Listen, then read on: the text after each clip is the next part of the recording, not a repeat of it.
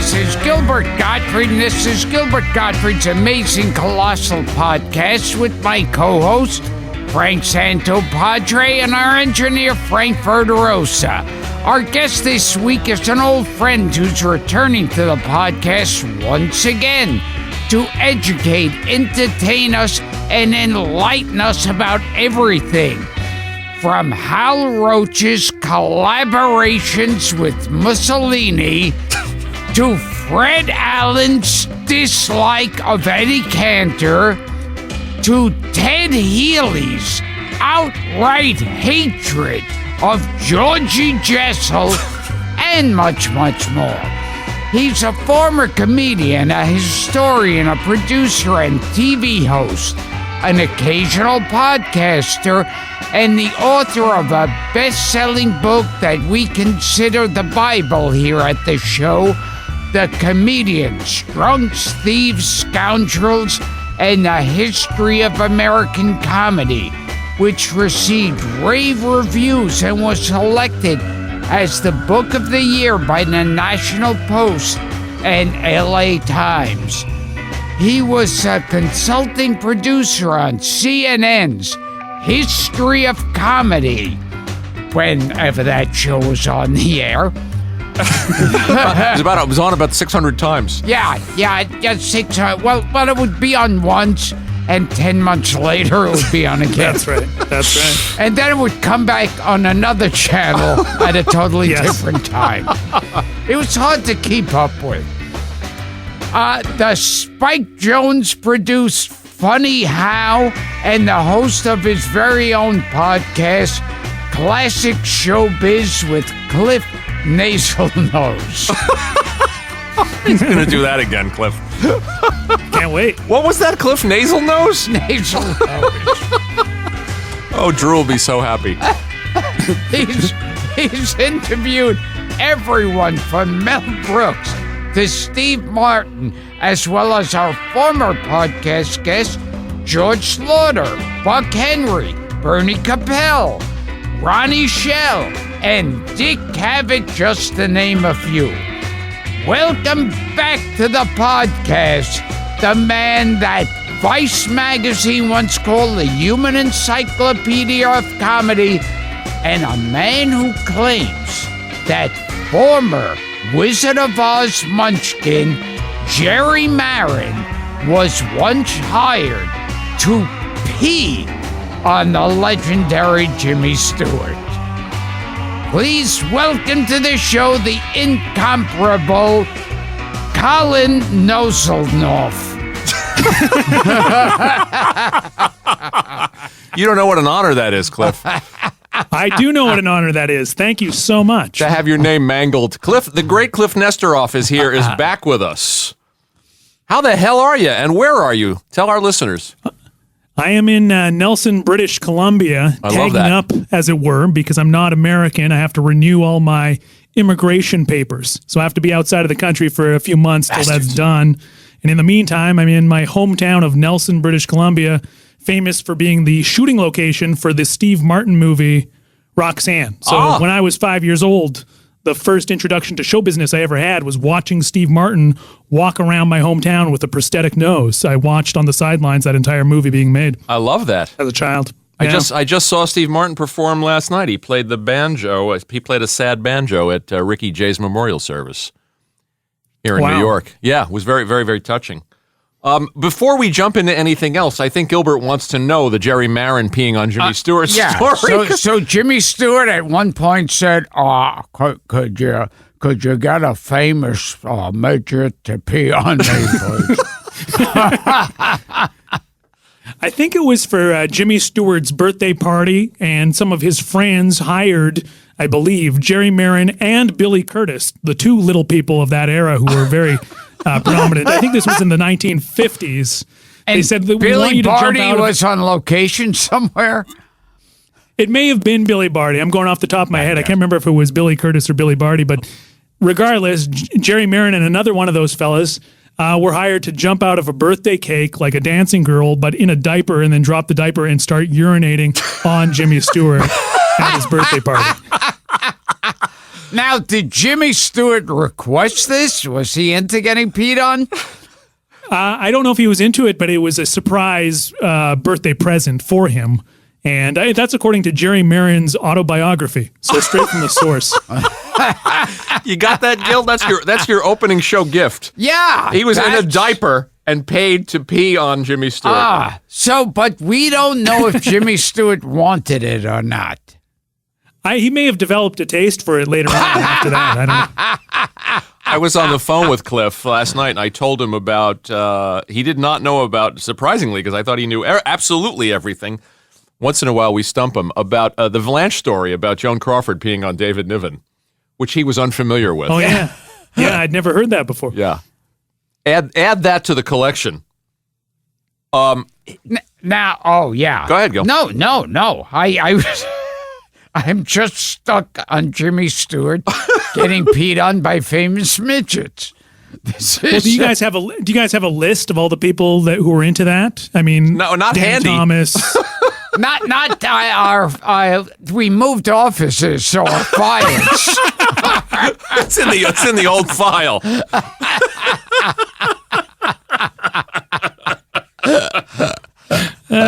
Oh my God! Tell us what you've been up to since we last saw you. You tried your hand at a podcast that Mark Maron produced. I don't know how you guys crank out these podcasts 2 a week. I could never do it. I did four episodes of my podcast over the course of 2 years, and that's been it. But it's available there on the same Stitcher app. The Stitcher platform. But it was called Classic Showbiz, and it was a lot of work, man. It was like top-heavy production values, scripted, just stories from the history of comedy and the history of show business. One about the mafia, one about a gay comedian in the 30s who was openly gay, a guy named Ray Bourbon, and an episode about comedians and LSD, about George Carlin and Richard Pryor, how they did psychedelics in the 60s and that changed things. The one thing about that show that might be of interest to your listeners is that I use the actual audio from the interviews I did in research for the comedians. So when I'm talking about comedians in the mafia, I throw it to Jack Carter, and then Jack Carter tells a story on the podcast. So if you want to hear the voices of some of these people, yes, absolutely. It's on Classic Showbiz. Yeah. Now that brings us to a story that I think everyone wants to hear again. And that's that Marlon Brando fucked Richard Pryor in the ass. Do you know anything about this, Kliph? Well, I just found out about it at the same time everybody found about it. You know, it's the shot heard Jones. around the world. We all heard it at the same time. I know Rain Pryor was really mad about that story. Yeah, she was. Marlon Brando, definitely bisexual by most accounts. But Sure. The Pryor story was new to me. That may have been why Richard Pryor was so enraged. Do you know the story about what happened at the Hollywood Bowl in the late 70s with Richard Pryor? He was booked on a show that was refresh us. It was like a gay rights activist type of event in the late 70s, and they booked all these sort of allies of the gay and lesbian community like Tab Hunter and Lily Tomlin, and they booked Richard Pryor, and Richard Pryor went on this crazy rant for like 10 minutes yelling the word fag and going off, and it was front page news the next day. But maybe he had just had that encounter with Marlon Brando and kind of felt like ashamed about it. I don't know. But it was a big story where there was like a campaign against Richard Pryor there. I think it's 76 or 77. Yeah. Yeah. Well, at some point in the show, and by the way, Kliph has brought us a fresh list of scandals, Gilbert. You're going to be very happy. Oh, excellent. He was like gold. It was like Christmas morning. Oh. He emailed me a list. I can't wait. Well, yeah, that's what I've mostly been up to since the last time I saw you guys, is sort of researching that kind of stuff. And one of the things that I discovered, maybe you had heard about this before, do you know about the incident between Stu Gilliam, the Axe, and Alan Hale Jr.? You know that story? We'd heard this story. Well, yeah, I think Gino knows this story because he knew Alan Hale Jr. Yeah, but who's the Axe? The Axe? Stu Gilliam. The black comic. Yeah. An axe. You mean a physical axe. Oh, an axe. I thought that was some wrestler or something. The Axe. Oh, my God. So Stu Gilliam and Alan Hale Jr., best known as Skipper on Gilligan's Island. For the uninitiated, tell the story. Well, Alan Hale Jr., like a lot of celebrities in the late 60s and early 70s, he opened his own restaurant. It was on La Cienega Boulevard in Beverly Hills, I the border remember. of Beverly Hills and Hollywood. Right, and so it was like a family restaurant with a drawing of him on the sign, and you get matches that had a picture of Alan Hale Jr. on it, And at the time, Stu Gilliam, who had started his career as one of the few, maybe one of the many black ventriloquists on the Chitlin circuit, along with Willie Tyler and Lester, along with a guy named Richard and Willie, and along with a guy named Aaron Williams, who appeared on an episode of the Smothers Brothers Comedy Hour. Stu Gilliam was the fourth of the African-American ventriloquists in that era before he went into straight stand-up. And, he appeared on many game shows and did voices of cartoons, late 60s, early 70s. His career was on the way up. He had done the Hollywood Palace as a stand-up. Larry Gelbart hired him to star in a new series that was sort of the unofficial all-black version of MASH. Oh, Rollout. It was called Rollout. Yes. That starred Stu Gilliam. At that time, there were all these sort of black versions of white shows. It was sort of a trend. There was a black version of The Odd Couple that was live on the stage. There was an all-black version of Barefoot in the Park. And then there was they did a TV version of The Odd Couple. Damon Wilson and Ron Silver. Ron Glass. Barney Miller. Yeah. Right. So this was part of that trend. Rollout took place during World War II instead of the Korean War, but it was basically an all-black version of MASH, also created by Larry Gelbart, featured people like Garrett Morris in the cast before Saturday Night Live. So Stu Gilliam starred in this show. He was on the front page of a lot of like Parade magazine and regional TV guides. It was a big deal and got decent ratings, ran about 4 episodes. And then Stu Gilliam went out for dinner at Alan Hale's Lobster Barrel. And when he showed up... I love this already. When he showed up, the maitre d' said, "I'm sorry, sir, there's no seats available." And Stu Gilliam said something to the effect of, "Don't you know who I am? I'm the star of the hit sitcom Rollout," And the maitre d' said, "I'm sorry, sir, we can't seat you. There's no seats here at Alan Hale's Lobster Barrel." So Alan Hale's Lobster Barrel was doing well. Yeah. So Stu Gilliam went back to his car, got a axe out of the trunk of the car, and came back and attacked the maitre d' with an axe. And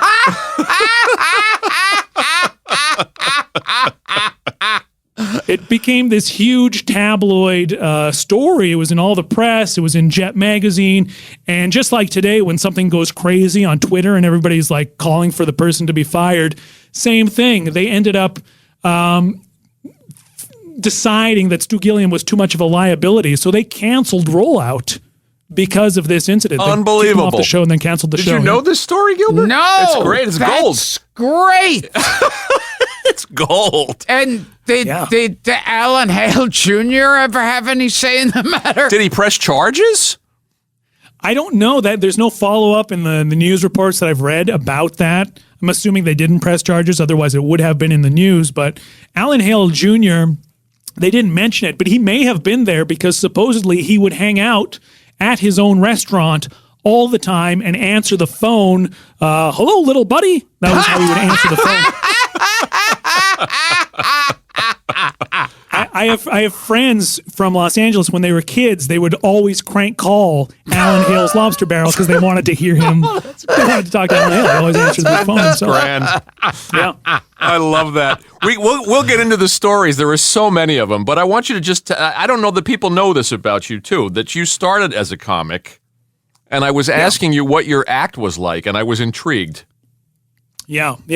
Well, I had a couple acts. I did an act as myself in my own voice, like a normal comedian, and that act was always unpopular, never went well. Okay. And then I had another act that I did in character that destroyed. It actually was very popular in Vancouver where I was doing it, and the character's name was Shecky Gray. At the time, I was 20 years old. He was an old-fashioned, old-timey, unfunny, narcissistic comedian. And ironically, at the time, I had no context for people like Shecky Green or Jack Carter, yet I channeled them. I emulated them on stage as these sort of indignant characters. And I wrote street jokes, basically, that were original street jokes, but that could have sounded like they were from the 1950s. So I'd go up on stage in character. And actually, whenever I talk about Jack Carter on your show, I do that voice. Yeah. It doesn't really sound like Jack Carter, It's okay. but it's really loud and he's, fuck you, you're not, just screaming and ranting. That was basically the same voice I was doing in my stand-up act all those years before as Shecky Gray. And I would go up on stage and do jokes like, I'd say, ladies and gentlemen, my name is Shecky Gray. I'm an internationally renowned and professional comedian. I recently threw a party for all my impotent friends. But nobody came. Oh, now we're cooking with gasoline. And I had this old battered cymbal, and I would smash this cymbal. Shecky and Gray. after every joke, I would yell, now we're working. Now we're, every time after every joke, I would say, now we're doing something.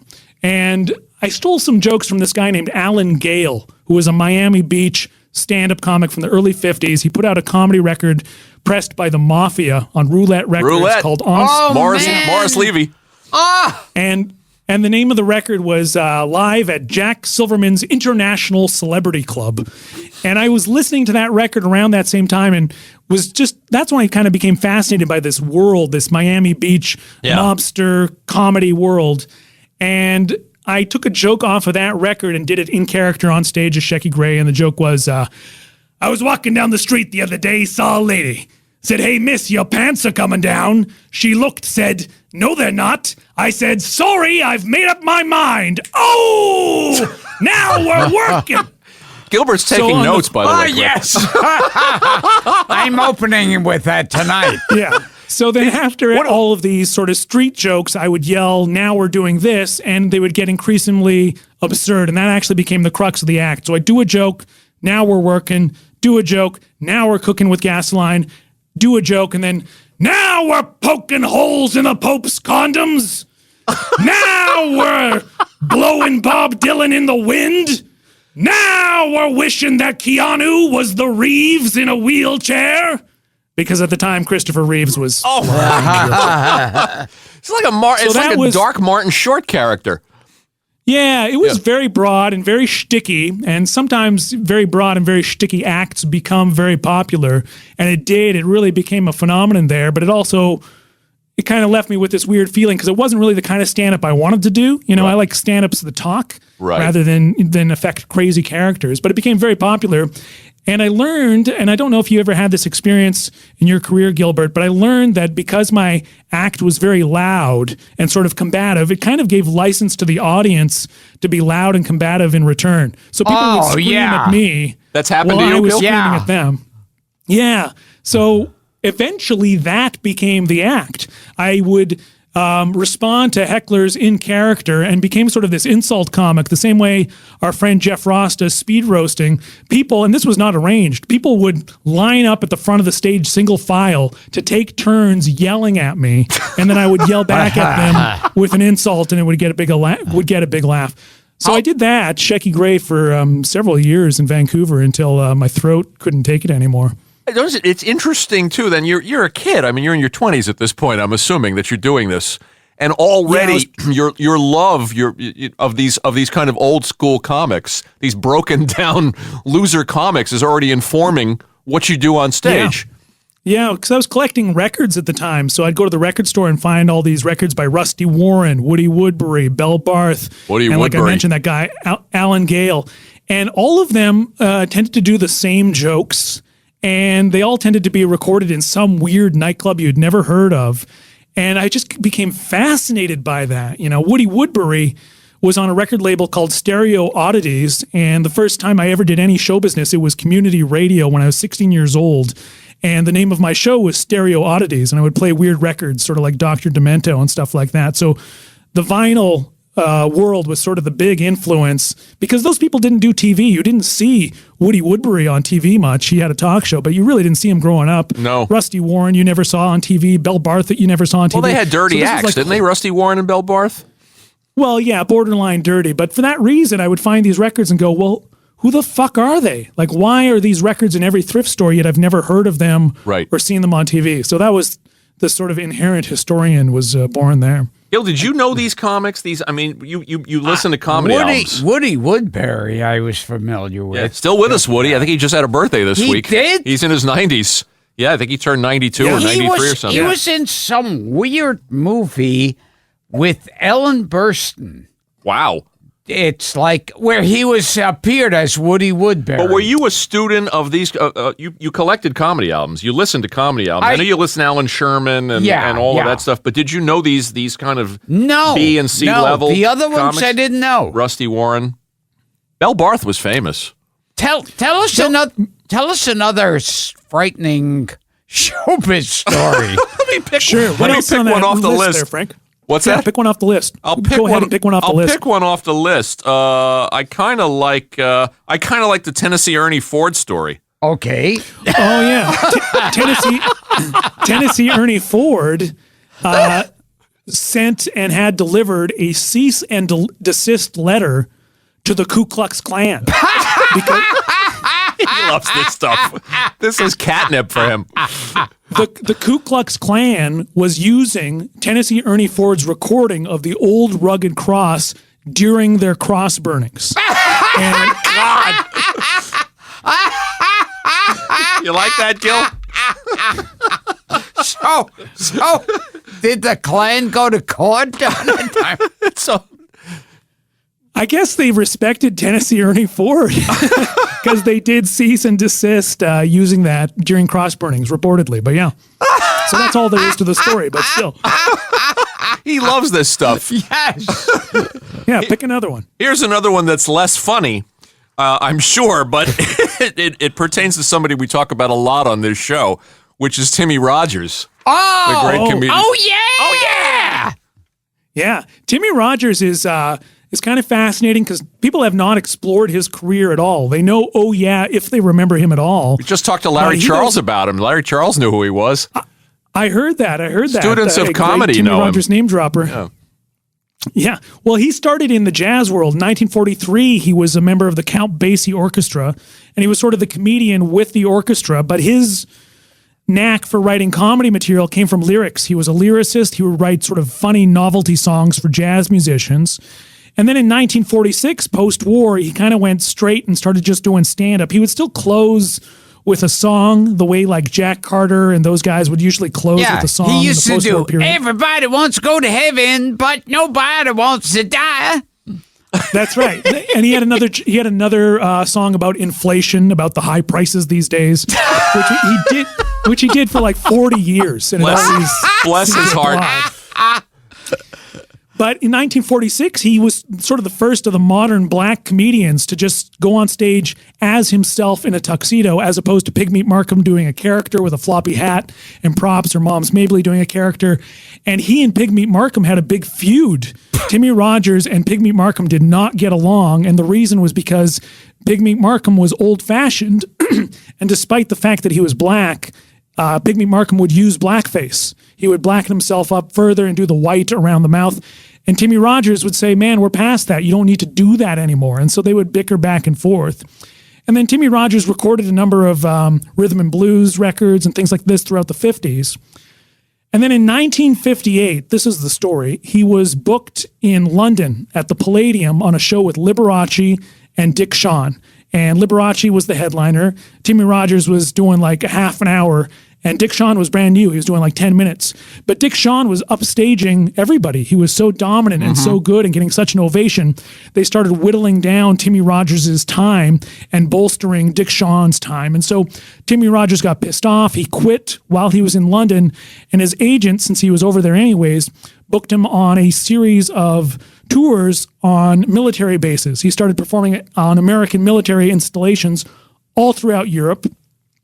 He was in Germany in 1958 doing the third show in one night on a Saturday night, and he showed up for a 12:15 a.m. show at 12:03 a.m., and the sergeant there was drunk, he was white, and he was outraged. He thought Timmy Rogers was late, and he said, "Where the fuck you been? Where's the fucking MC?" And Timmy Rogers said, whoa, man, what's the problem? And the guy said, this white sergeant said, "Don't call me man, boy," and punched him in the face, knocked him up against a shuffleboard table, punched him again, threw him to the ground while yelling the N-word, kicked him in the ribs, broke 3 of his ribs, and fractured his face. And Timmy Rogers at that point was also dancing in his act, and he was unable to dance after that. And so there was a court-martial. They put this sergeant on trial. People expected him to get 5 years for this unprovoked racist assault on Timmy Rogers. And they had this court-martial, and he was acquitted of all charges, despite the fact there were all these witnesses. Unreal. And Timmy Rogers was outraged. He said, this is Mississippi justice. This is Senator Bilbo-style justice in the American military. And the reason I bring it up is because a few weeks ago, there was that horrible story about the actor from Empire, and it reminded me of Timmy Rogers being attacked by this sort of white supremacist, and then it almost ruined his career in the sense that he couldn't move for several months. He was just stuck in a hospital bed. But yeah. Boy, that started off great, and then I told you, I said it wasn't exactly funny, but it pertains to somebody we maybe this one's a little funnier. Okay. Yeah, that got real dark real fast. But this is from your book, and I'm going to just repeatedly plug the book through the show. The wonderful book, The Comedians. If our listeners do not have this book, please do not waste a moment. Go out and get it, because this is the perfect book for people who listen to this show. But what about Ted Healy trying to kill Jessel? As long as we're on a violence theme. Now, for anyone out there, Ted Healy, it used to be Ted Healy and his 3 Stooges. Right. And before they split up. Well, I think the story was in a Walter Winchell column, I think it was Winchell. He reported that George Jessel had invented a new drink called the Bloody Mary. This was in the late 1920s.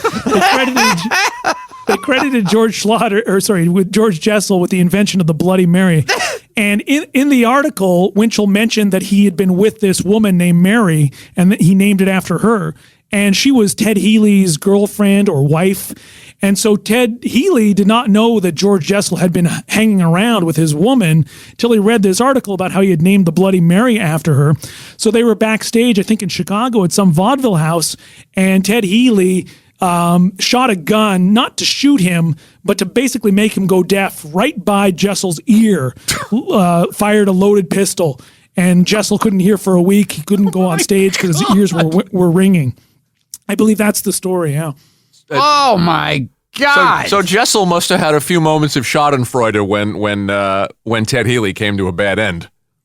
Yeah, and then there was that other sort of famous anecdote, because George Jessel would not have survived the Me Too era. You know, he was known for having sex with 14-year-old girls on a regular basis. And there's a famous story on the Red Skelton show. They had an animal act, and it urinated all over the stage. And Red Skelton came back out and said, "Oh, it looks like Jessel's girlfriend has been here," meaning that, you know, she was a toddler who had wet herself. Oh my God! So heartwarming. So what? He thought Jessel had fucked his girlfriend? Yeah, that was what the conclusion he came to, based on the fact that Winchell had mentioned that they were both together at the same time. Insane. And now, what was your most recent or most factual case of Ted Healy dying? Oh, well, yeah. What's your take on the mysterious death of Ted Healy? Yeah, I didn't read that new book that came out, which is supposedly debunks the story about Wallace Bury curb stomping him to death, and then they covering it up, saying that sailors did it. I don't know. I don't have a take on it. I took a lot of heat when my book came out from nerdy Stooge fans for quoting the Mo Howard biography or autobiography, where he says that Wallace Bury probably curb stomped Ted Healy, and a lot of nerds were like, that's been debunked. But I sometimes go for the better story. Why not? I don't want these stories to be debunked. Print the legend. Yeah, exactly. Yeah, the Stooge fundamentalists came for you, huh? Wasn't Cubby Broccoli, the producer of the Bond films, involved in that altercation too? Yeah, Cubby Broccoli was involved in some way.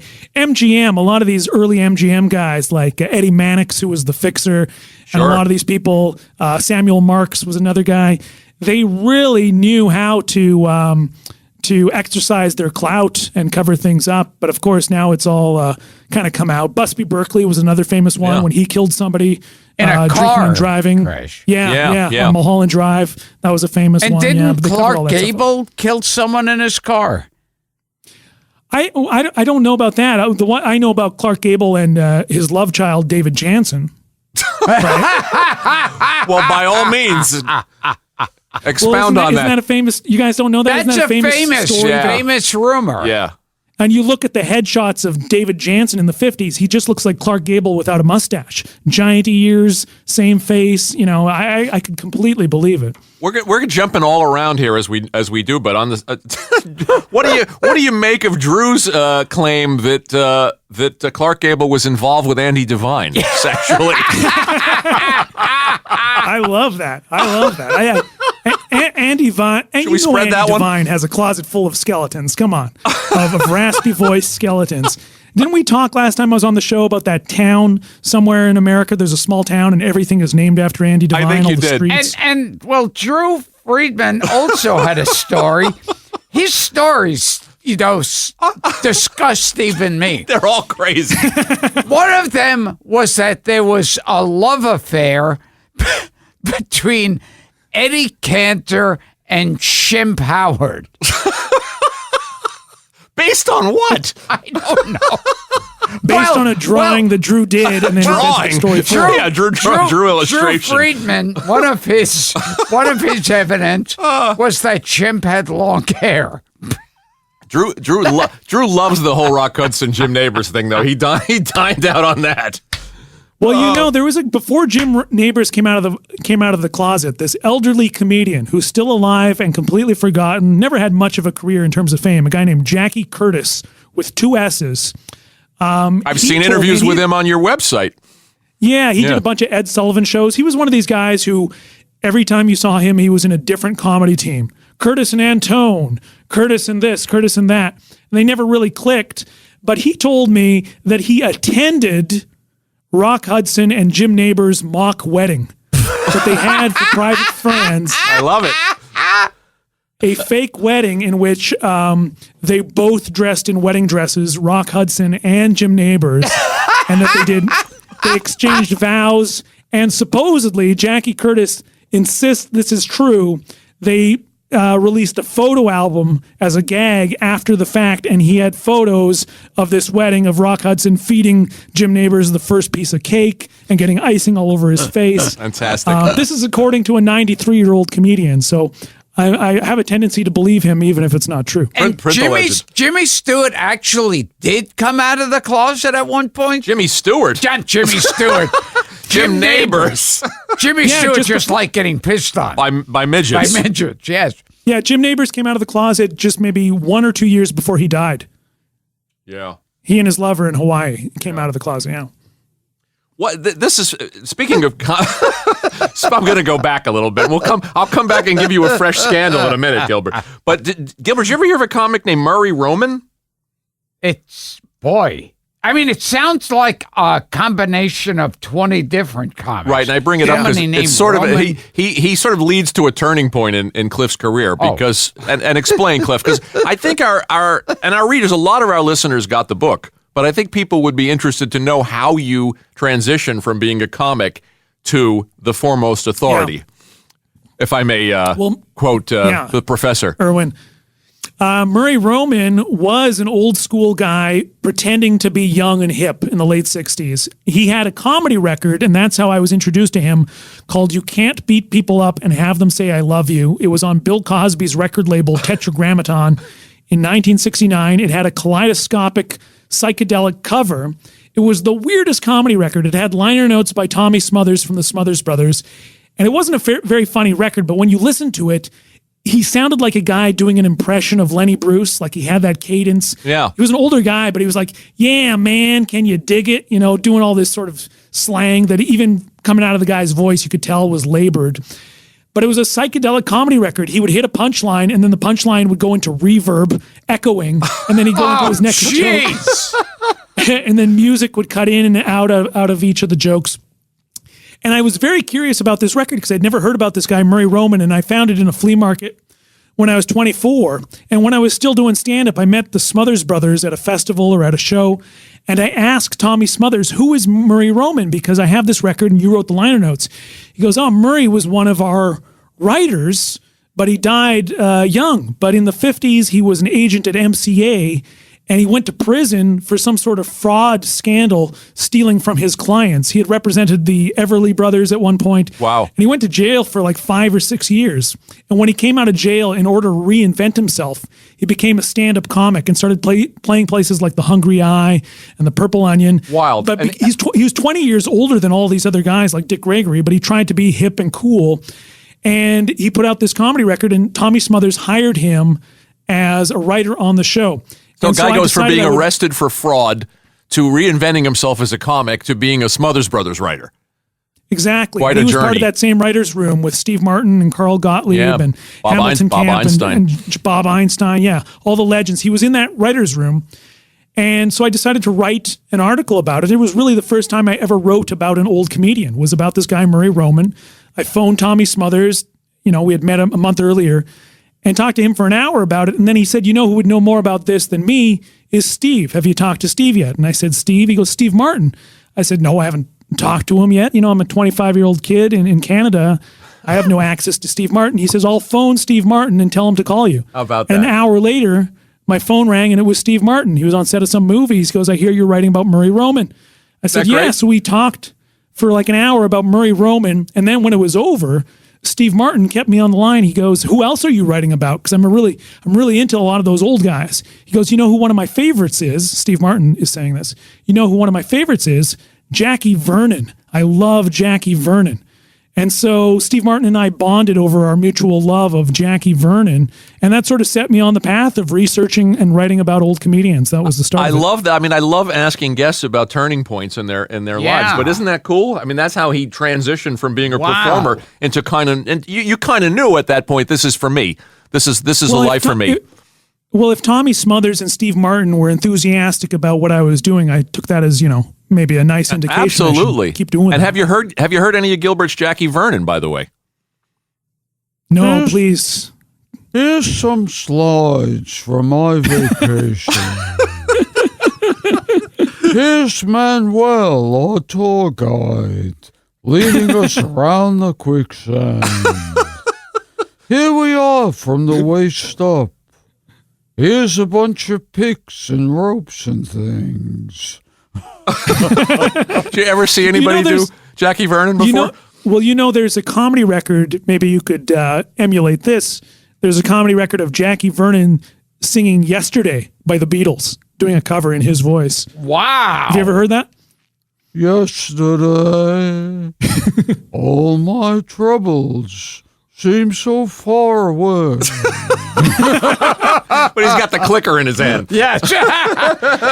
Now, and Hal Roach had collaborations with Mussolini. I thought you were going to say Hal Holbrook. Hal Holbrook.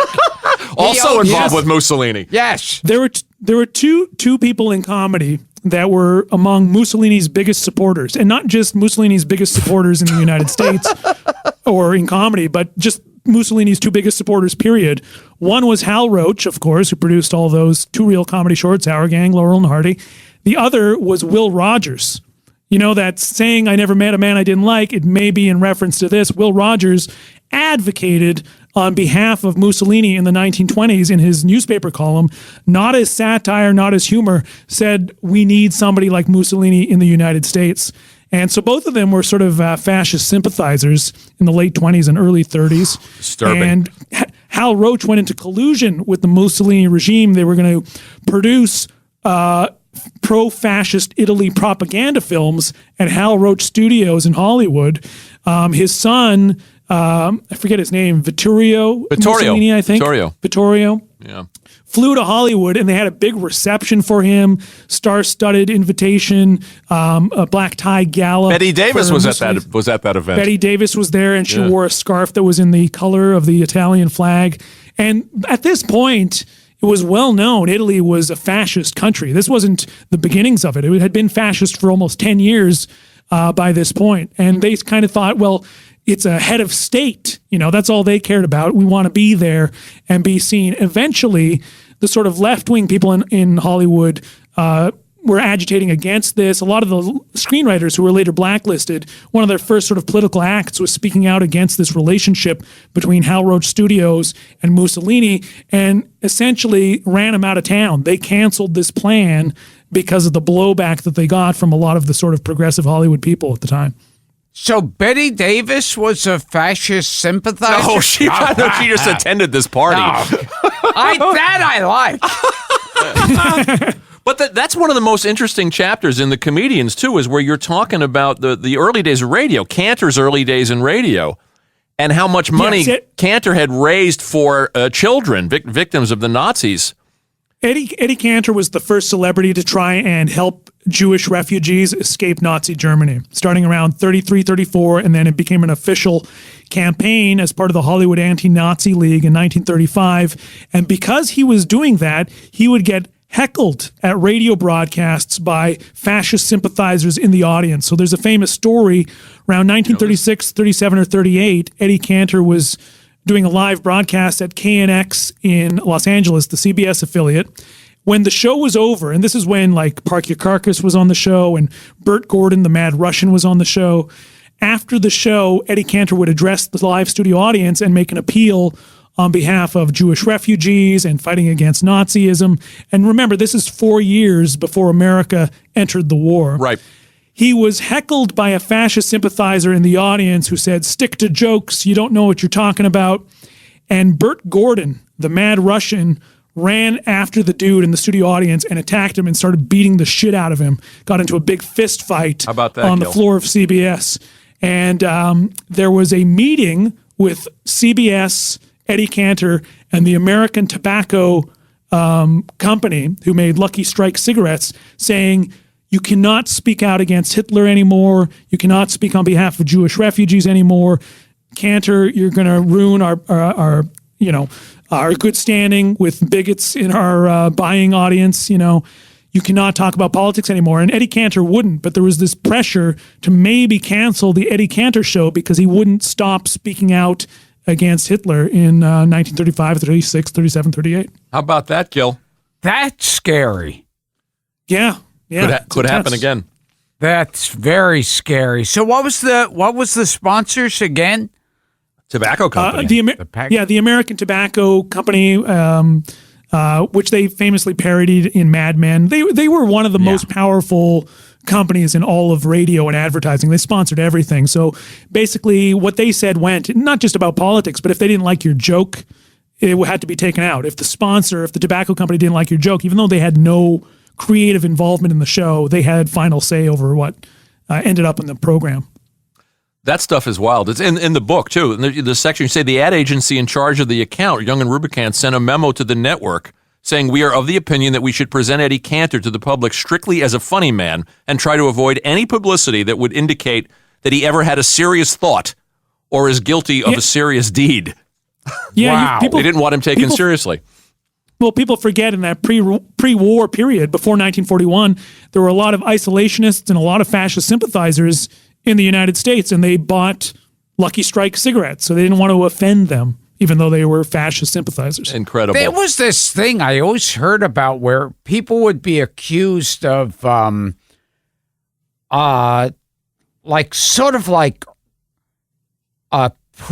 premature fascist, anti-fascist sympathies. Right. Right. Yeah.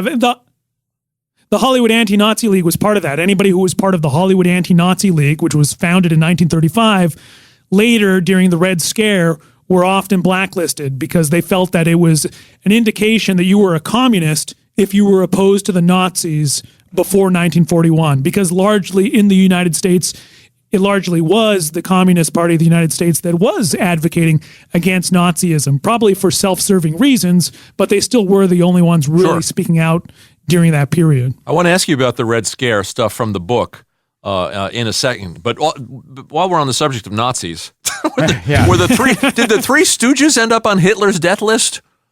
Well, I've never found confirmation. I had heard that. Yeah. Certainly Chaplin. Supposedly there was this thing called the kill list that was sort of like Nixon's enemies list in the 60s. Hitler had this kill list. I have never been able to find verification that there was such a list, but supposedly Charlie Chaplin was on that list, the Three Stooges were on that list, Jack Benny was on that list, and the reason was because Charlie Chaplin made The Great Dictator, the Three Stooges made You Nutsy Spy, and Jack Benny made To Be or Not to Be. And supposedly ridiculing Hitler was a reason for... He was really pissed off, especially with Charlie Chaplin, because Charlie Chaplin wasn't Jewish. The other comedians were Jewish, so he hated them regardless.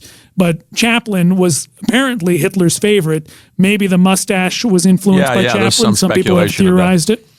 Supposedly the Three Stooges, I think, again, it was Mo Howard who said that in his autobiography. Yeah, because they did another one. There's those Nazi spies. Oh, You'll Never Heil Again. Yes. Or I'll Never Heil Again. Yes. There's some fantastic Hal Roach two-reel studio shorts that are all people playing Hitler and people playing Mussolini, and those are really well worth seeking out. I think there's two of them.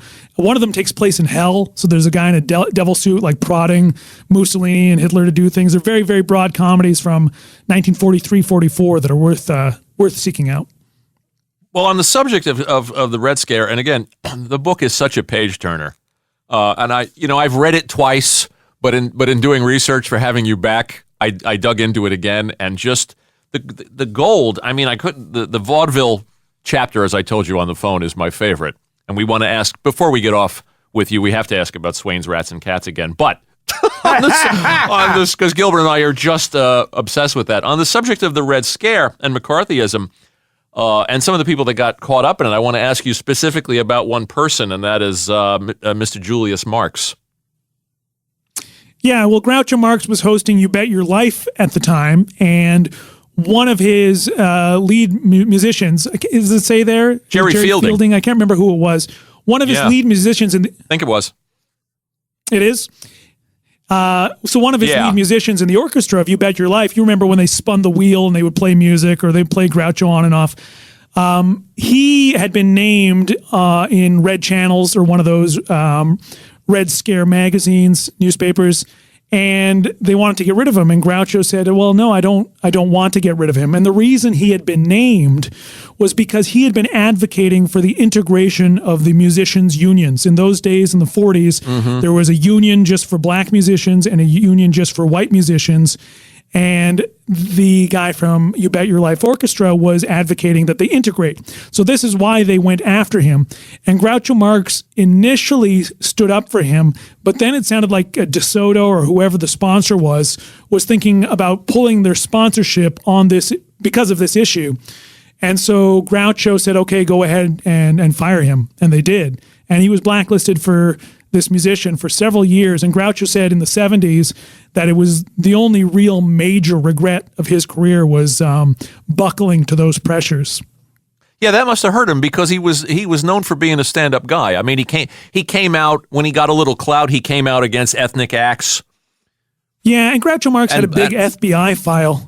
There was an FBI. You can read it online. There was an FBI file. Most of it redacted. It's still all scribbled in black marker. But in Groucho Marx's FBI's file, there's a complaint because on one episode of You Bet Your Life, he referred to America as the United Snakes of America, and these angry sort of John Birch Society type people wrote in these angry letters saying, I think Groucho Marx is a red, I think he's a commie, you should look into him.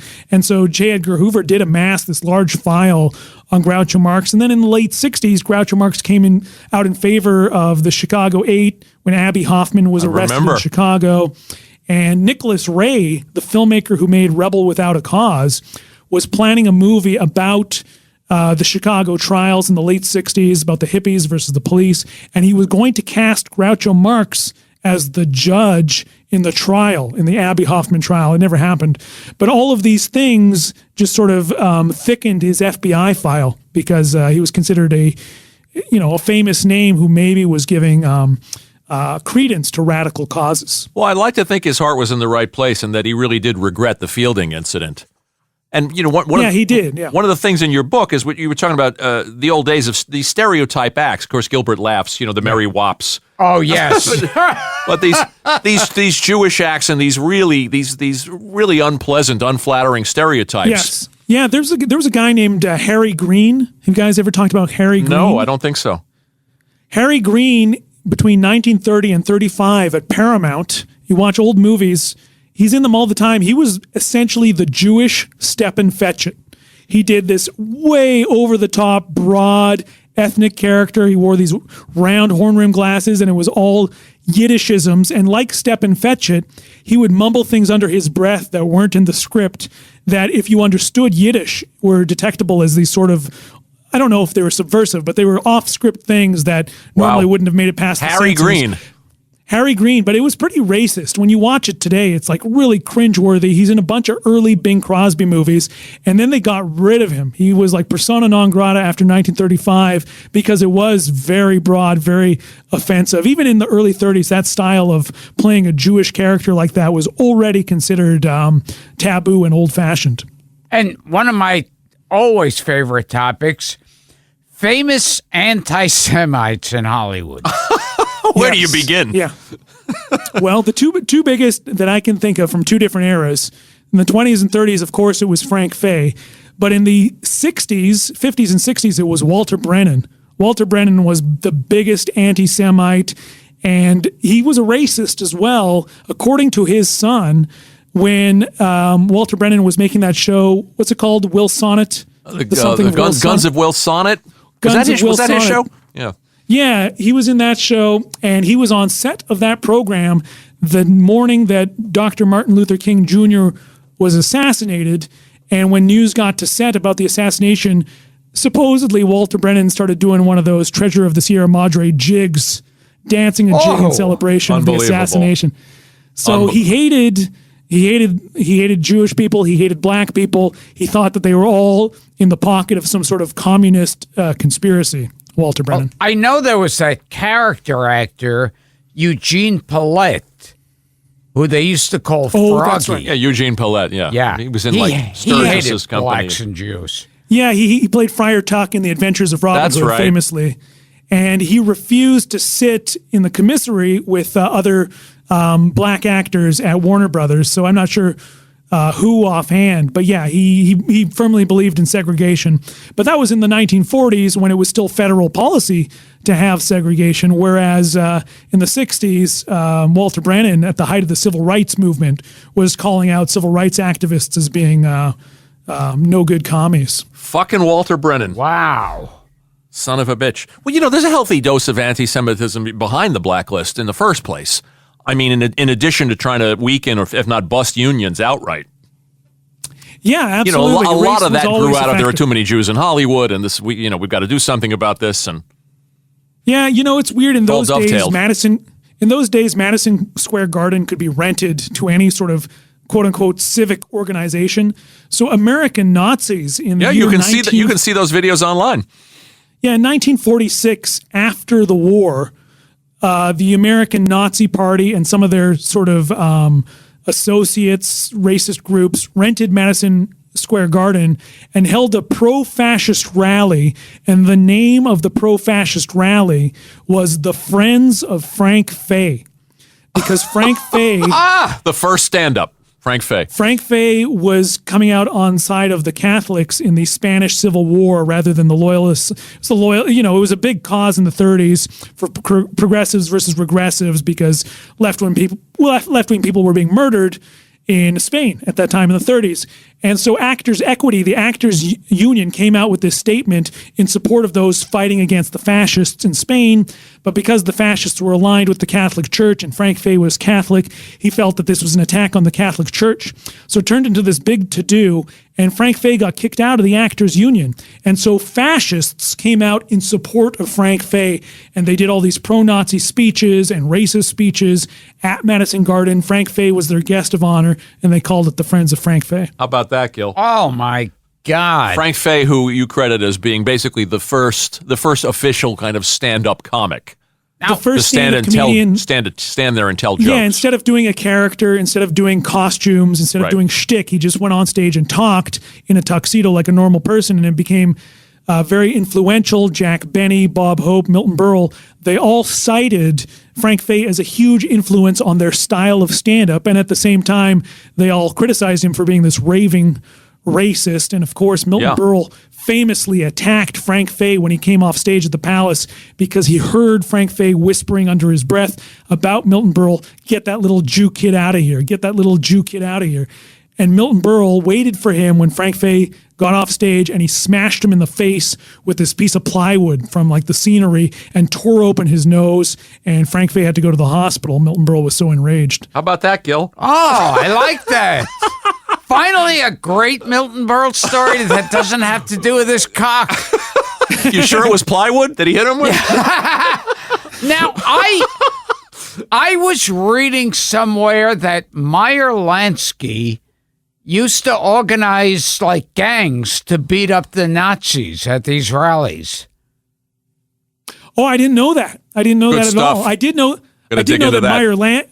that Meyer Lansky was the connection why Steve Allen broadcast a number of Steve Allen shows from Havana in the months right before the Cuban Revolution in 1959. They did all these remotes.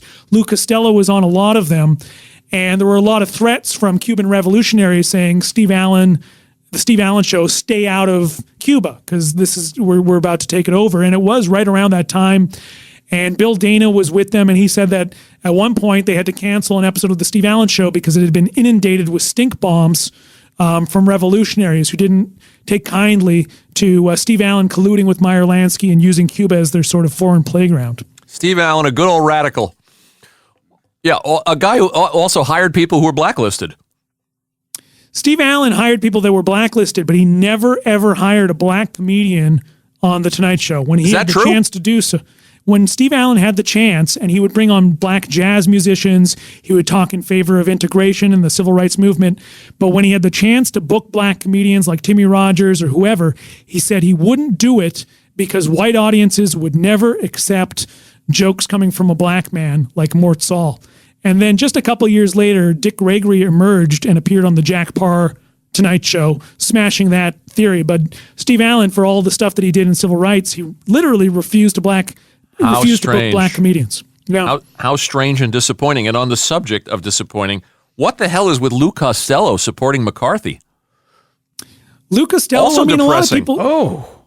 Well, a lot of people just heard the word communist and just assumed that meant I have to fight against it. So in the civil rights era, Martin Luther King and a lot of the people around him, Bayard Rustin and James Farmer, famous black civil rights organizers, had been members of the Communist Party back in the 1930s. So that was enough reason for you to be suspect and considered an enemy, even if you were fighting for a good cause later on, you know. So Lou Costello wanted everybody on the set of the Abbott and Costello movies to sign loyalty oaths and would fire anybody who didn't. And one of the people he demanded sign a loyalty oath was this guy, John Grant, who I think wrote their version of Who's on First, based it on a previous routine and kind of punched it up. And if you watch any of the old Abbott and Costello movies, in the credits, it always says special material by. And I think his name is John Grant. Is that the right name? Well, I don't know. We'll double check it. Lou Costello demanded that he signed this loyalty oath, and he goes, "Lou, you've known me for 20 or 30 years. You're questioning my loyalty now?" And he refused to sign it, so he fired him. So that was the end of their association. After that, there were no more Abbott and Costello movies that said special material by. How about that, Gil? Jeez. This is the disillusionment what else you got episode. On that? This is a depressing these are the most depressing stories. The most depressing I love stories. this shit. I sent you a list of stories that are more upbeat. Come on. How about I just wanted to hear about Abbott and Costello's porn collection. what about this is on the email thread that you and I are on, Kliph, with Scott and Larry and Drew. It's in the FBI file. It's in Abbott and Costello's FBI file. The FBI said that Lou Costello had pornography coming out of his ears. That's the phrase that they used. Because we heard Red Skelton was the big porn collector. Yeah, that's true. Red Skelton and Lou Costello and George Raft have the biggest collections of pornography in Hollywood. Bud Abbott had a tremendous collection. There's also a story. I'm trying to remember who it involves between Lou Costello and a comedian who had children. I can't remember who. They played a prank on them and sent a film print that was supposed to be a children's film. Maybe it was that movie he did where he grows into a giant. What's that Lou Costello movie? 30-Foot Bride of Candy Rock? Oh, yeah. Something like that. somebody was requesting a print of that movie, and instead of sending it over that very innocuous children's movie, they sent out a print of hardcore pornography and screened it in front of this children's party accidentally. Lou Costello's idea of a prank. Oh, gee. Now you're getting into Gilbert's area. Yes. What about this one? I'll pull one off the list. By the way, I can't. It disturbs me to know that Stinky had to sign a loyalty oath. Stinky signed a loyalty With anybody oath? that worked on Abbott and Costello. Apparently so. I'm extrapolating. What is this about people loving to pelt Rudy Valley with fruit? And please tell us there's a Cesar Romero connection. It may have inspired Cesar Romero. He was breaking into the biz at the time. There was a trend. You know, in the old days, they always talked about how there were these college student crazes like swallowing goldfish or cramming yourself into a telephone booth. You know, there was all these. Yeah. The comedians would always reference that in the 50s. Well, in the early 30s, there was this trend of attending Rudy Valley concerts when he was already at the height of his fame, had a hit radio show, and pelting him with rotten fruit. So it happened in Boston, it happened in Detroit, it happened in Chicago. Every concert that Rudy Valley did for several months, college students were throwing a rotten fruit at him, and they would have to stop the show. If you look at newspaper articles about Rudy Valley in the early 30s, this is constantly coming up. It became a trend, a craze to assault Rudy Valley with rotten fruit. And Rudy Valley, of course, was known for being super temperamental, involved in a lot of scandals. He punched a busboy in Miami Beach unconscious because he spoke to him right before he went on stage, and he was sued. Gilbert's done that. Gilbert, you've cold-cocked people for approaching you all the time before you get on stage. Now, now Rudy Valley sounds like he was probably a racist and I heard he was the cheapest man in Hollywood. That's what I'd heard about Rudy Valley. He was very cheap. His autobiography, if you can find a copy, is a must-read. Okay. There's an entire chapter, about 40 pages, just devoted to settling an old score with Victor Borge. Oh, well, love to read that. Rudy Valley versus Victor Borge, 40 pages, says that I gave him his start in this business. He's an ingrate. He's a lowlife. He doesn't blah blah blah. Just goes on and on and on, ranting and raving about Victor Borge. It must be at least 30 or 40 pages. Well, your friend Ileana Douglas knew Rudy Valley early in her career. Ask her about that. Okay, what about the story about the kingfish? That's on your list here. The actor who played the kingfish, Tim Moore. Yes, Tim Moore, who was considered one of the funniest, or maybe the funniest of all Chitlin Circuit comedians. Jack Carter told me that he thought Tim Moore was the funniest man who ever lived. He knew him personally, would go and see him perform live. But in the 1950s, Tim Moore got arrested for assault with a weapon.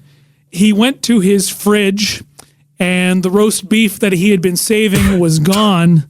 His wife had apparently eaten it, and he tried to murder his wife for eating his roast beef.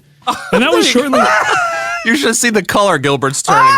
I love that so much, you lunatic. I love that stuff too. Here's another. Go ahead. I got another good one here. Why did Sammy Davis? Go ahead. No, you go ahead. Oh, why did Sammy Davis join the Church of Satan? Oh God. Yeah. He was. It was the early 70s when Sammy Davis Jr. was doing a lot of sort of offbeat things. You know, he dated Linda Lovelace, I think, a couple times in the early 70s. He would screen Deep Throat for private parties, Sammy Davis Jr. So he was getting into these sort of things you don't usually associate with Sammy. And one of them was Anton LaVey. He became friends with Anton LaVey, the high priest of the Church of Satan, and got into Satanism, doing ritualistic, Satanistic rituals, sacrificing things and Look at the wearing look on this man's face, Kliph. His jaw is hitting the table. This stuff is not hard to find. It's also not cloaked in rumor. Like, you can find like Los Angeles Times articles from the 70s about Sammy Davis Jr. joining the Church of Satan. Wow. And this didn't work against him anyway. No, man, he was the candy man. You couldn't take anything away from Santa. Alton, why did Jerry Lewis not like Lynn Redgrave? Oh, yeah, shit, man. I wish I brought that quote with me. I think I can paraphrase it. But you probably have talked about this on your show before in the late 70s when Jerry Lewis was starring in Hellzapoppin' on Broadway. He did a version of Hellzapoppin'. Yeah, sure. And it was a famous debacle. It closed shortly. Jerry Lewis blamed the critics, and he pulled a gun. Again, another pulling a gun story. Jerry Lewis pulled a gun on a reporter from New York Magazine. You can read that online as well. It's part of the story that the New York Magazine writer wrote. But he also was blaming Lynn Redgrave for the failure of the show, and they did not get along. And I guess one of the journalists asked Jerry Lewis what he thought of Lynn Redgrave, and he said, he goes, "I should have taken my cock out and pissed on her," was the Jerry Lewis quote. Jerry, classy as always. Now Gilbert's happy. You're a sick individual. What else is on the list? Now you had a run-in with Jerry. You told me on the phone that only 2 comics that you've interviewed over the years were genuinely unkind to you. Yeah, rude. The only 2 old guys that were sort of rude were Jerry Lewis and Marty Allen. The Jerry Lewis story Marty's like the nicest guy in the world. Not to Kliph. Yeah, the Jerry Lewis story isn't that good. It was just he was very non-communicative. I told it on the show before with Drew about how Drew Friedman set it up for me. He said he's waiting, expecting your call. You can call him right now. That's right. I did. That's right. And then Jerry pretended like he wasn't waiting for my call, and he goes, "I never do interviews." After Drew had said he'll do an interview. But Marty Allen... Let's blame that one on Marty Drew. Allen was bizarre. I was interviewing Marty Allen, and I would say, so in 1955, you were in another comedy team with a guy named Mitch DeWood. What can you tell me about Mitch DeWood? And then Marty Allen would go, so what? Marty was having a bad day. Jeez. Yeah, after every question, he said, so what? What's your point? So what? And this went on. And then I was talking to Mark Maron because Marty Allen did Mark Maron's podcast as well. And as you know, Mark does his show out of his house. Sure. And I said, Marty Allen was really rude to me. Was he rude to you? He goes, no, he wasn't rude to me, but he absolutely destroyed my bathroom because apparently Marty Allen didn't have the best aim at the age of 90. He said that he looked like he had intentionally ruined Mark's bathroom. There you go, Gil. But I've never heard bad stuff about Marty Allen. You've been in that bathroom. You've been in Mark Maron's bathroom. Yeah. That's the first we had Marty on this show, and he was an angel. So this takes us back. Gino's going to be very upset. Yes. About this. What about this one's right up Gilbert's alley? What about the George Goober Lindsay story? Okay. Oh, well, George Goober Lindsay was a semi-regular on Hee Haw, and and Grandpa Jones. You know, Grandpa Jones was considered the patriarch of country comedy, of hillbilly comedy. He was an older guy, very experienced. He was also very conservative. And in fact, talking about the Red Scare, Grandpa Jones recorded a 78 novelty single in the early 50s called I Ain't No Communist. So he was a pretty conservative dude. Jeez. And George Goober Lindsay used to love to annoy Grandpa Jones. At Hee Haw, they all shared one big communal dressing room with the exception of Roy Clark and Buck Owens, who had their own. But everybody else was in the same big sort of airplane hangar of a dressing room. And Goober Lindsay used to take his underwear off and then tuck his cock and balls between his legs like he had a vagina and walk over to Grandpa Jones and say he was a girl. Touch it, I'm a girl. And Grandpa Jones would get annoyed and storm out. That's great. Oh my God. That made him happy. You made his night. What do you? Speaking of that, speaking of balls, what do you know about Mr. Belvedere sitting on his own balls? That's a Hollywood. Yeah, I was on the sound. I was in the studio. I was a guest on another show, and Mr. Belvedere was being recorded on another soundstage, and all of a sudden, the talk throughout the studio was that Mr. Belvedere sat on his balls. I love that. I love that. What do you know about this, Kliph? I don't know much about Mr. Belvedere's balls, but I do know that I do think that Bob Uecker is one of the most underrated and hilarious dudes in show business. Should get him on your show. Why did Steve Allen fire Alan Sherman? I love this story. Your friend Steve Binder, who you interviewed on your show, a lovely man, told me this story because I had found a thing in my research that Alan Sherman had been fired just one episode into his tenure as the producer of the Steve Allen Show, an early 60s version of the Steve Allen Show. And the reason he was fired, I love this, and I don't know why some practical joker doesn't do this more often.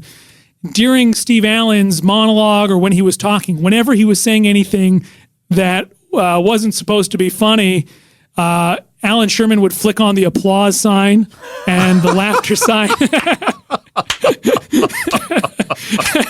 And he did that like several times throughout the show, so that just for no reason people started applauding when Steve Allen is talking.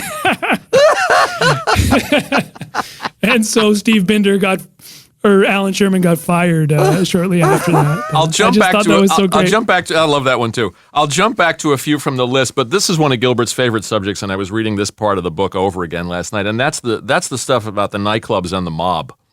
And specifically the Joey Lewis. You know this story? Yeah, They slit his throat. Yeah. What an absolutely horrible story. He was working for Capone, I guess.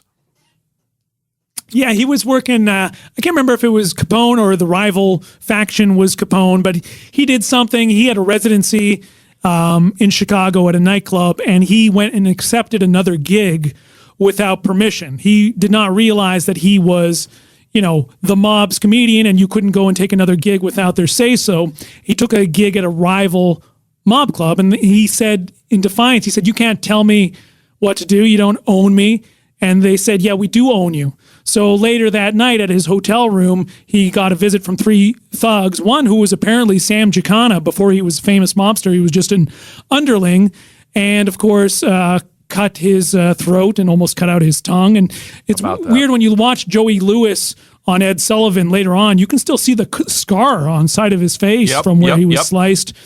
And if you hear him, he's in a movie with Jane Withers called Private Buckaroo, and another movie from that period, and his voice is so gravelly. Apparently before this incident, he had like a very sweet, smooth, sing-songy voice, but then afterwards he just has this crazy voice because he had to relearn how to talk and relearn how to acquire the ability to speak. But because he never squealed on the Mafia, he became like their darling, and they set him up in all the best nightclubs in America, the Copacabana, it's a weird twist. Ciro's.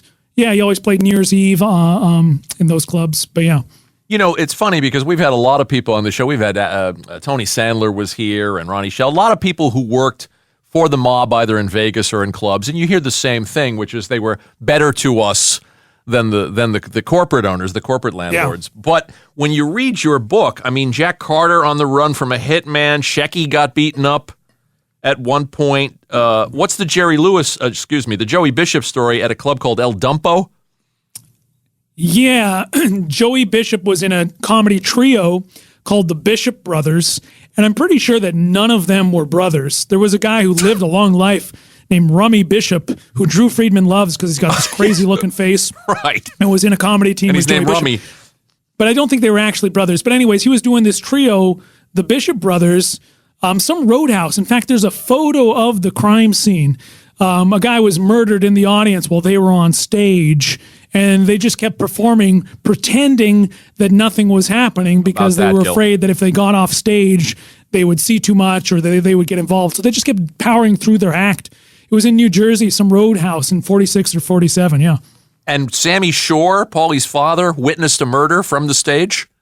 Actually, before we get to that, one other thing about Joey Bishop. Yeah. Did you know, I may have mentioned this on your show before, did you know that in the late 40s, he was briefly in a comedy team with Jack Sue of Barney Miller fame? No. Oh, you're breaking news, buddy. I did not know that.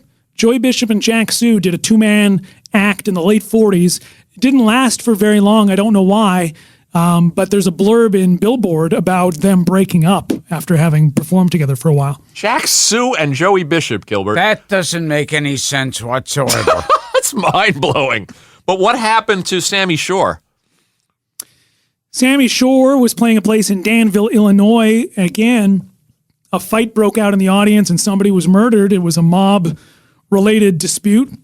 Sammy Shore had a trumpet in his act at the time, and he started performing The Saints Go Marching In, just to sort of calm things in some way, just again, distract people and keep performing.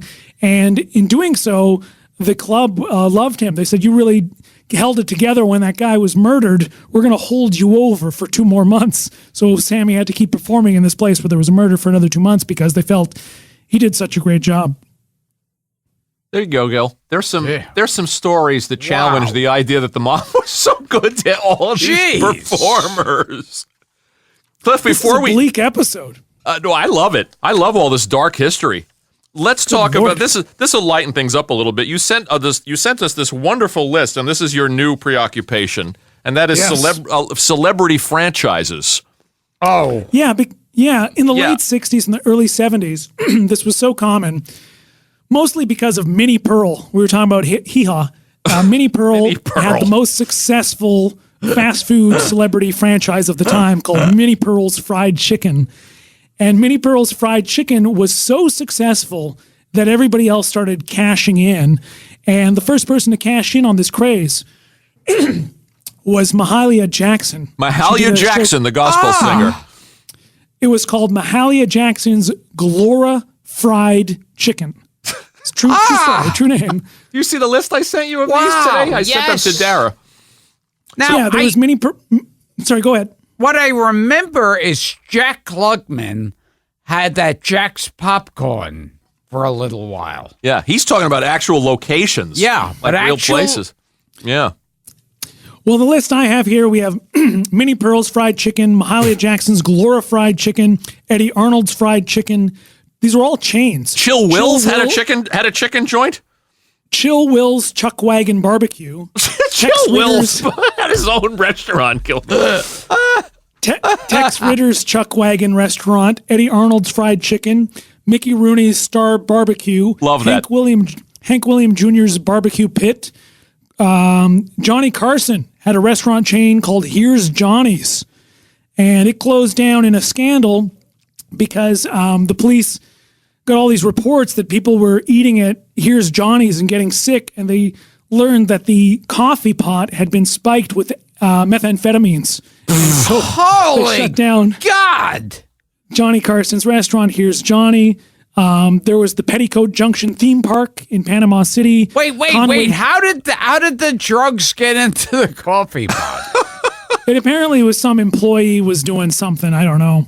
But they tested the coffee after all these people got ill, and it tested positive for narcotics. Oh, geez. What was Mickey Rooney's Weenie World? That I love. That one, that's my all-time favorite. Yeah, Mickey Rooney's Weenie World and Mickey Rooney's Star Barbecue and Mickey Rooney's Lime Soda.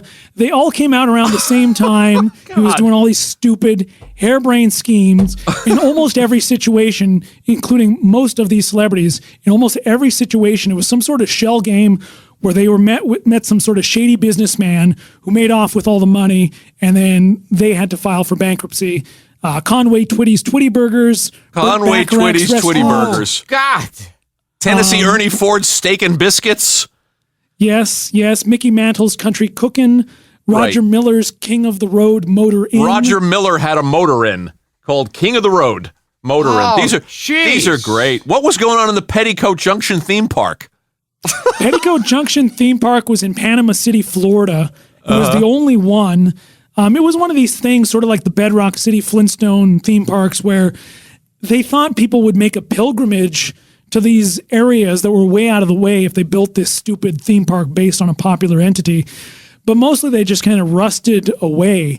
And there's still elements of these places. You could still sort of see the Petticoat Junction train that they built for it somewhere. But none of these places really succeeded. They kind of had a very low threshold of success. There was the Laugh-In. Yeah, I was just going to ask you about the Laugh-In restaurant. Where was that? They sold Bippy burgers. I think, of course. Oh, jeez. Gilbert, how did you never do this in your career? You never open up like I know. Gilbert's Fried Chickens. Oh my God! There was also Steve Allen Honda. I saw the picture of that you sent me. Steve Allen Honda. Oh, Doesn't make any sense. He ran a Honda dealership on Santa Monica Boulevard. Walter Brennan, aforementioned, had the Indian Lodge Motel in Joseph, Oregon. I think it's still there. I'm sure he loved Native Americans. I'm sure he embraced them. There was Johnny Weissmuller's Natural Foods. There was also a place in Florida called Tarzan Land that Johnny Weissmuller was the spokesman for until it found out they didn't have the copyright or the legal basis to anything Tarzan. They changed the name to Johnny Weissmuller's Tropical Wonderland. That's my favorite one on the list. Johnny Weissmuller's Tropical Wonderland. Hey, kids. Pack your suitcases. And then Ken Berry, who just What's the away. Ken Berry gift shop? It's like a dream. This is like a fever dream I'm having. Yeah, it was in Encino. It was called It's the Berries. It was he and It's his the wife. berries. This is making me so happy. Yeah, it was a Ken Berry gift shop in Encino. There was the Arthur Treacher Service System. That predates Arthur Treacher's Fish and Chips, I would assume, which was big here in the States. The service center? It's a service system. Yeah. Service system. Yeah, when he was the sidekick on the Merv Griffin show, he opened this business because in the 30s he was famous for playing. In the 30s he was famous for playing butlers like Jeeves and Ask Jeeves. He created this butler-maid staffing service. If you needed a butler or maid, you'd phone the Arthur Treacher service system and say, I need a butler, and they would supply a butler for you. And Arthur Treacher appeared in all the ads. Again, it didn't last very long. Wow, this is great. Andy Griffith's Good Eatin'. Which was a fast food place. We've Gilbert, how did you never open like Gilbert Gottfried's Brisket World? Yeah, this is unbelievable. No one ever came to you? No shady guy with white hair and a briefcase. Hey, Gottfried. The funny thing is, most of these restaurants were in terrible neighborhoods. You know, like Jack in the Box. Often if you hang out in a Jack in the Box parking lot, there's sketchy shit going on. Same with these places. Everything I looked up on Minnie Pearl's Fried Chicken were about armed robberies, about being held up, all these places. And without exception, most of these people, these celebrities got ripped off. They got screwed out of their investment in some way or another.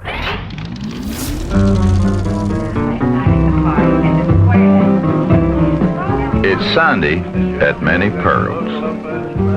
Friends, family, and food aplenty. What, fried chicken, my say? And of course, plenty of Minnie Pearl's chicken. Plump, tasty, golden brown chicken, fried the old-fashioned way. Not too greasy, and with just the right touch of herbs and spices. Now, maybe you won't get the chance to enjoy dinner with Minnie Pearl, but you can enjoy dinner with Minnie Pearl's chicken anytime you want. Most folks say Minnie Pearl's chicken is the best going, but you'll never know till you try it. Well, we saved the best one for last, and that's Cesar Romero's Cappuccino Ristorante. Oh, boy. Oh, this I want to devote a whole show to this one. Cesar Romero's Cappuccino Ristorante, which was this sort of Hollywood attempt at an Italian restaurant. Back then, the word cappuccino was unknown. It was considered like a real high-end thing. But I think that place only lasted 10 months. And they used his drawing, a drawing of Cesar Romero as the logo, the same way they used a drawing of Alan Hale Jr. as the logo. I don't know why they didn't use a photo. It was always this artist's rendering of these restaurants. Yeah. Yeah, I'm going to put this out to our listeners because I know they're going to get jazzed by this. Just post on the Listeners Society your favorite celebrity theme restaurants or celebrity franchises, because there's got to be even more than this. Well, I should mention Minnie Pearl was so successful with Minnie Pearl's Fried Chicken that she tried two other franchises. One was called, it sounds like a euphemism, but the other one was called Minnie Pearl's Roast Beef, which was a restaurant chain. Well, the Kingfish should have. The Kingfish could have gone there and gotten a new roast beef. That's right. Wouldn't have shot at his wife. If you go on eBay, you can buy patches that you can sew onto your jacket of the logo that says Minnie Pearl's roast beef and wear it proudly on your lapel. I mean, we know the modern ones. Go ahead. And then she also opened Minnie Pearl's Daycare Centers, a series of child care centers. Minnie Pearl Daycare Centers? Oh, jeez. Yeah. Oh, there's too much. Did all the daycare workers have a hat with a price tag on it? I believe so. The children were forced to wear those. I think we also know what went on at the Chuck Berry Park Country Club. Yes, yeah, a lot of underage sex going on there.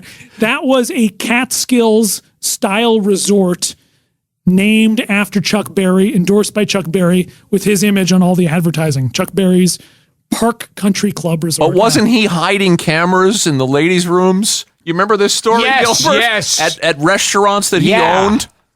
Right. Well, it's like Errol Flynn. Errol Flynn had a specially designed house with peepholes, secret two-way mirrors, and secret passageways so he could spy on all of his guests having sex whenever he would hold a big party. In fact, that house went up for sale like 5 years ago. It's at the top of Mulholland Drive, and it's still full of all the secret passageways and peepholes because Errol Flynn liked to spy on people and jerk off. There you go, Gil. Jeez. This is all too much. Okay. Cliff, we could do 6 hours or 6 shows. You make us so happy. Which one do you want, Gil? The Rat Pack movie that was protested by neo-Nazis, or how Maury Amsterdam got in trouble with mental health advocates? Holy fuck. I like anything with Nazis. Okay, what about you want to tell that one before we get out of here, Cliff? So the American Nazi Party had this crazy resurgence in the 60s where they're there in the media a lot, mostly because of George Lincoln Rockwell. He was very well known because Mike Wallace would interview him. Sure. And George Lincoln Rockwell, who was the head of the American Nazi Party in the 60s, organized a lot of protests against movies. They protested the movie Exodus. So there were all these people with Nazi armbands marching in front of theaters that were showing Exodus. But when they showed the movie, came out with the movie Sergeants 3, starring the Rat Pack, Frank Sinatra, Dean Martin, Joey Bishop, Sammy Davis Jr., the American Nazi Party protested that because of the interracial familiarity of Sammy Davis. And so that went on in Chicago for a few weeks, where if you went and bought a ticket to go see Sergeants 3, there would be Nazis marching around out front. And it should be noted that George Lincoln Rockwell's father was a guy named Doc Rockwell, and he was a comedian in vaudeville. Very famous comedian, contemporary of Groucho Marx, contemporary of Frank Fay. Doc Rockwell was not a racist, but his son became the leader of the American Nazi Party, George Lincoln Rockwell, and he disowned his son at that point. But yeah, they staged an organized protest against Sergeants 3. There you go, Gil. Jesus. Wow. All right, now I have to hear the Maury Amsterdam. Okay, and then we'll get out of here. Well, I learned that Maury Amsterdam was involved in a lot of lawsuits. It was litigious. Scandals. Yeah. Well, he always claimed that he had written that song for the Andrews Sisters, Rum and Coca-Cola. Sure. Right? You probably heard that he had written that song. And his name does appear on the credits. He did write of a songs. He wrote the Dick Van Dyke theme. Did he write the theme, or did he write the lyrics that nobody used? Oh, that's interesting. That's interesting. Yes, the theme may have been written by a musician. I stand corrected. I'm pretty sure, because he did that Earl with Rum Hagen and Coca-Cola. He went to Trinidad on some sort of war tour in the 40s, and he heard Rum and Coca-Cola being played by a local calypso musician, and he basically stole it. He stole Rum and Coca-Cola, added a few new lines, and then Rum and Coca-Cola became a huge hit in the States and all over the world, and people... And it got back to this calypso musician. He said, that's my song. And so he sued Maury Amsterdam and won. But Maury Amsterdam's legal defense, when he was defending himself and saying that they should throw this out of court, this plagiarism suit, he said that the plagiarism suit doesn't bear any water because the lyrics to Rum and Coca-Cola are lewd, lascivious, and obscene. Therefore, your copyright is not honored in the United States. It was a weird defense, and he lost the case. Then a few years later, Maury Amsterdam and Pat Carroll sued Hanna-Barbera because they had done an audition for the Jetsons and thought that they had been promised the voices of George and Jane Jetson. They lost that suit. And then in the late 70s, what you're referring to, Maury Amsterdam was cast in this pilot for a sitcom that took place in a psychiatric ward. It was supposed to be a takeoff on One Flew Over the Cuckoo's Nest, but a comedy. Hilarious. And Maury Amsterdam was playing this sort of spastic Jerry Lewis type thing. And it was the late 70s, so this was already considered kind of, you don't do that anymore. And so all these sort of public health and mental health advocates came after him and ABC for running the pilot. They thought it was going to go to series, or at least Maury Amsterdam did, and he had turned down the job playing Lou Grant's boss on Lou Grant when they were preparing Lou Grant to do this other series where he played a spastic in a mental ward. And so he was really pissed off. Really vocal in Unbelievable. But of course, that show never got made. No. Kliph, we could go on and on and on. I want to recommend the book again. All this great stuff is to be found is in The Comedians. Kliph's wonderful Bible of comedy called Essential by John Hodgman, and there's a Mel Brooks blurb on the back. It is a wonderful read. This kind of book you can read 3 or 4 times, and then come back to it and find, boy, what an undertaking. And we're just so happy you wrote it, and you're so happy you came here, and you came back to us, and you know so much about these restaurants. Will you help Gilbert develop Gilbert Gottfried's Pastrami Palace? I'm sure we can slap some labels on the unsold bottles of Mickey Rooney's lime soda if you want to. Yeah. Can you even find that? Is that acquirable? Well, Mickey Rooney, you can find some of these weird things on eBay from time to time. The Andy Griffith, the Good Eatin' paper hats that the people that work there wore sometimes show up on eBay. Going to be my new collection. Minnie Pearl's fried chicken patches. There's a lot of matches. You can find matchbooks covers from Alan Hale Jr.'s Lobster Barrel. I don't know what your next book is about, but I hope it's about fun celebrity scandals. And we only got to half of them.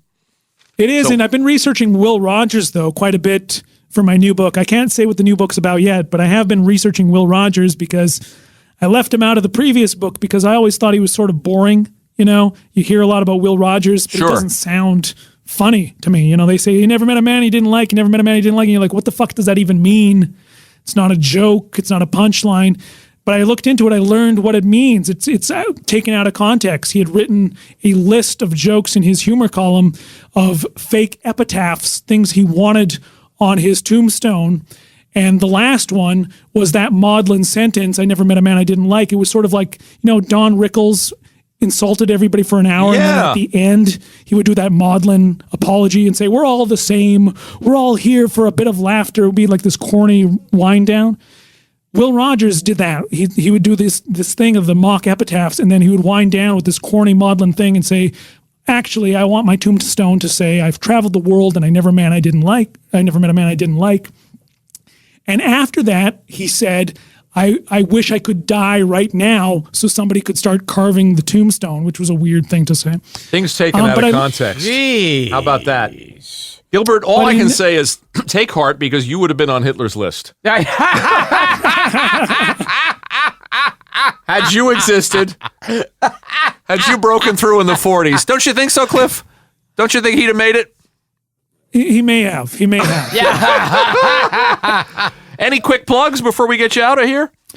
No, not really. Not really. But if people want to see some images from those restaurants and stuff, on oldshowbiz.tumblr.com is a sort of page that I use to dump all my research materials. Great. As I'm researching and discovering things, I just post it for other people to see. And it's all tagged, so you could click on the word Cesar Romero, and it'll take you to pages and pages of Cesar Romero related stuff. And of course, the classic Showbiz site that still has your great interviews on there.